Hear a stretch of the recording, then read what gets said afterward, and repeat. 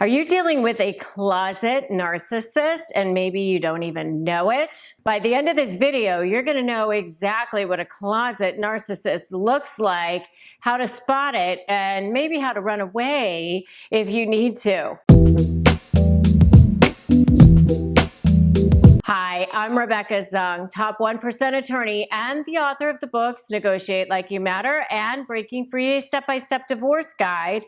And I've helped thousands of people go from lives of drama, trauma, and chaos to step into lives of freedom, possibility, and purpose. And I do the same thing for you right here on this channel and in these videos.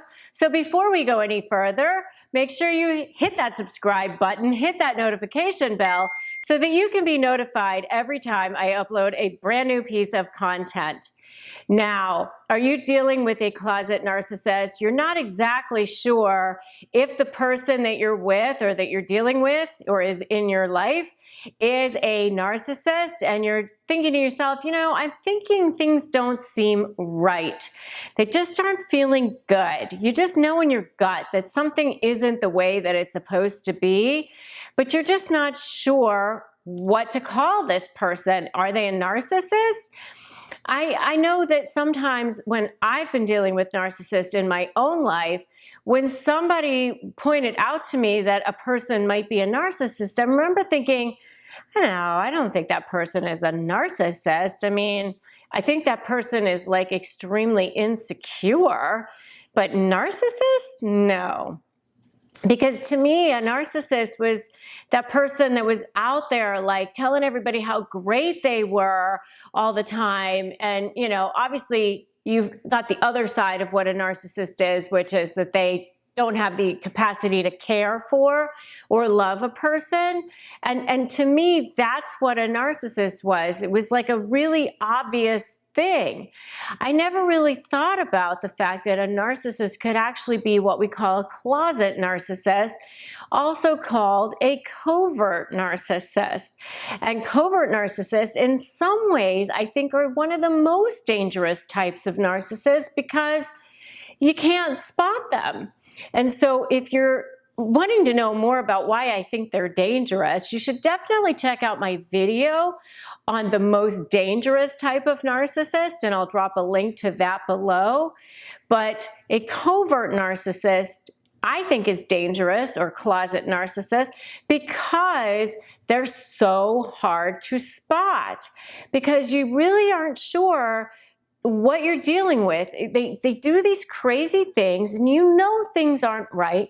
You feel it in your gut, and you do feel it in your gut, like probably from the beginning, which I've talked a lot about in some of my other videos, like my interview with Joanna Kleinman on Do This to Move On from Narcissists. I talked very specifically and personally about the narcissists that I've had to deal with in my own life, but two of them were definitely covert narcissists. And I didn't even understand what I was dealing with, that they were even narcissists, until I read the book, The Covert Passive Aggressive Narcissist by Debbie Mirza. And I'll drop a link to that book below as well. But when I started to understand that that's what I was dealing with, it all started to come together for me.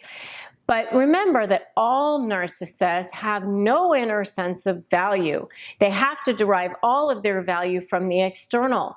The other thing that narcissists all have in common is this underlying rage, this super angry person that lives inside of them.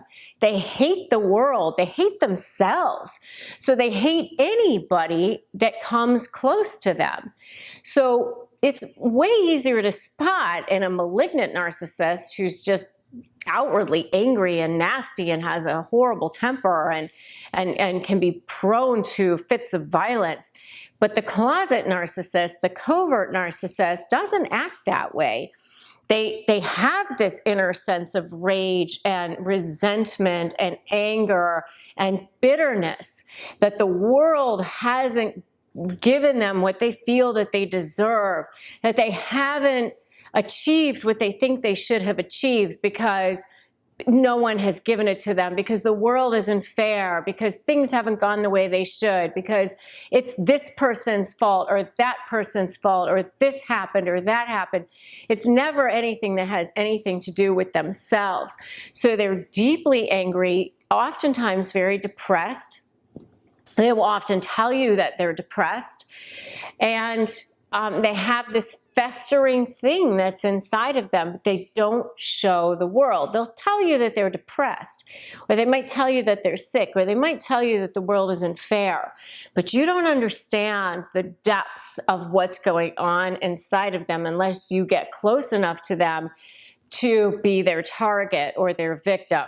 Remember that all narcissists are predators, and they need prey. They need to find that endless source of supply so that they can feed off of that. All narcissists have that. Covert narcissists, closet narcissists, they're not immune, unfortunately.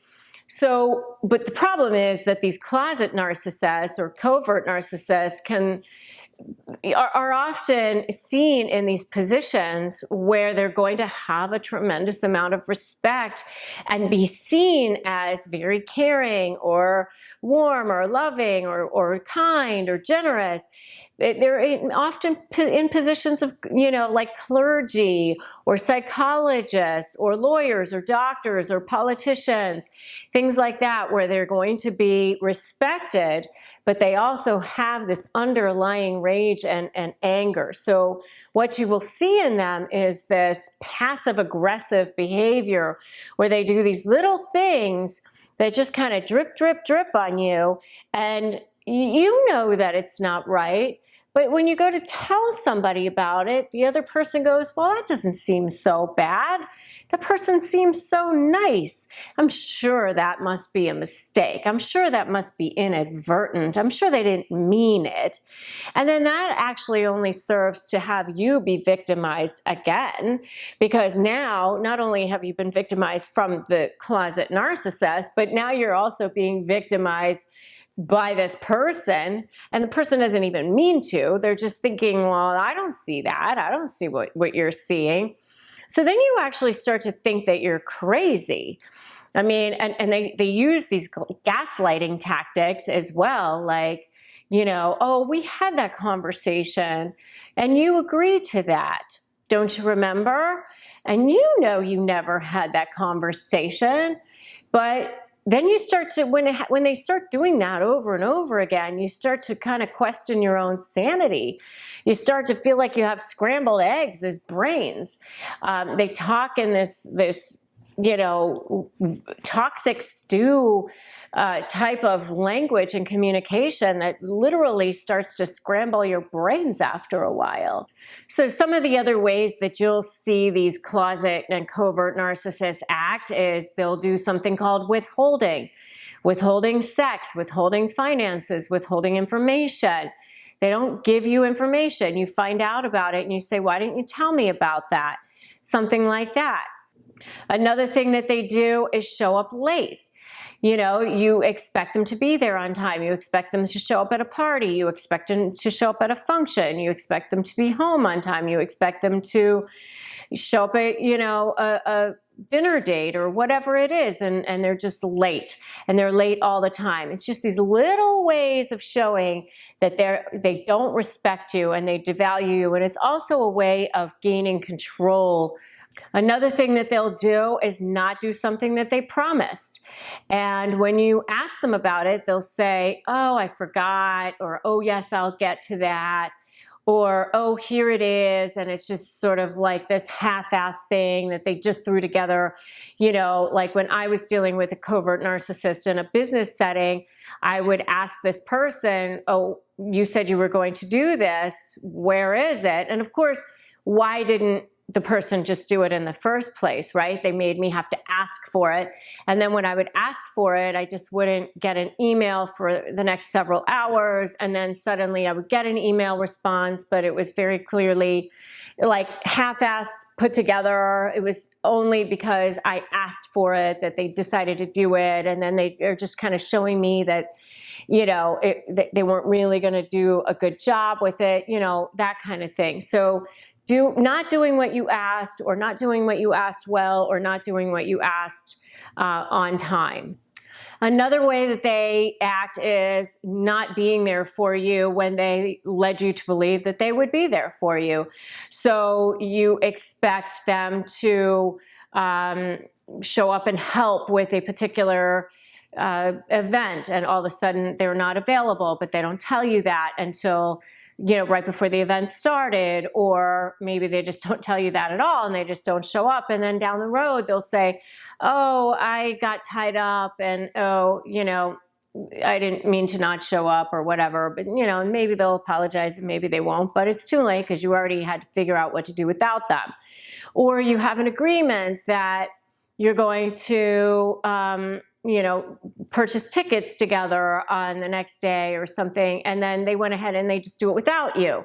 And you're like, well, I thought we already talked about that we were going to do this together. You know, little things like that, that when you go to tell somebody, like, oh, this is what the person did, the other people are like, well, I mean, it's not like so awful. It's not like they stole money from you, or they, you know, called you a horrible name or something like that. It's just little things, little passive aggressive things like that. So one of the ways that you can really spot this is, you know, has this person been traumatized? Do they tell you, I was traumatized as a child? Do they have deep wounds? Because, you know, if that's true, and you start to see these signs, then you may be dealing with a covert narcissist or a closet narcissist. They really are masters at being under the radar, of doing just enough to make you think that you're the one that's crazy, but not having the rest of the world see what's going on. They quietly betray your trust. They quietly disappoint you. They quietly abuse you in a way that if you tell the world, it doesn't seem malicious, but you know that it was meant to be malicious, and you feel it. And even if you haven't completely come to terms with it, you know that something isn't right. You feel it in your gut. You know the person doesn't have your back. You know the person isn't for you. And if that's what you're dealing with, you're probably dealing with a closet or covert narcissist. Is this sounding familiar to you so far? If so, give me an amen in the comments. And you need to run like hell to get the heck away from this person, because they're not going to change. No amount of you telling them, you know, this isn't right, and this is what I want, and here's how you should have behaved, and please apologize to me, is going to make it right.